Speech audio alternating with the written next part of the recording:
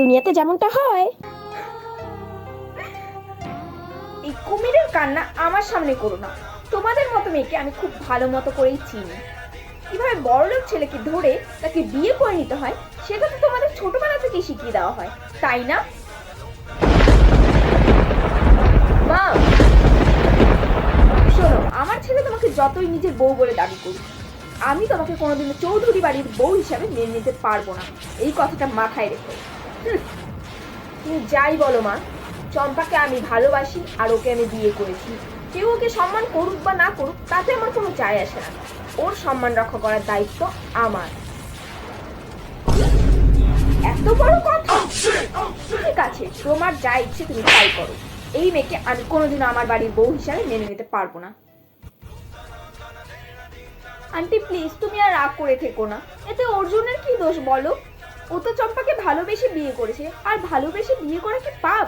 Please please aunty, আমার জন্য ওদেরকে মেনে নাও তুমি, প্লিজ আন্টি প্লিজ। না তানিশা, আমি এই মেয়েকে কোনোদিনও মেনে নিতে পারবো না। আমি সবসময় চৌধুরী বাড়ির বউ হিসাবে তোমাকেই চেয়েছিলাম, আর তুমিই থাকবে এই চৌধুরী বাড়ির বউ। কোনো গেও ভূত এই বাড়ির বউ হতে পারবে না। যা, ওকে নিয়ে ভেতরে যা। যাও চম্পা, ভেতরে যাও, আন্টি তোমাকে কিচ্ছু বলবে না। চলো চম্পা, ভেতরে চলো। শহরে দিদি, তুমি যদি না থাকতে তাহলে হয়তো আমার এই বাড়িতেও ঠাঁই হতো না। আজকে থেকে তুমি আমার বান্ধবী।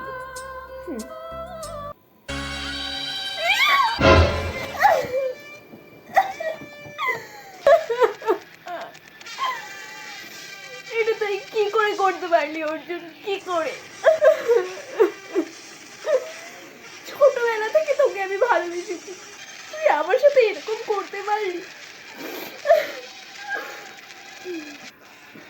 না, আমি কাঁদবো না। চম্পা, তুই যেমন আমার জীবনে সুখ কেড়ে নিয়েছিস, আমিও তোকে সুখী হতে দেবো না চম্পা, দেবো না।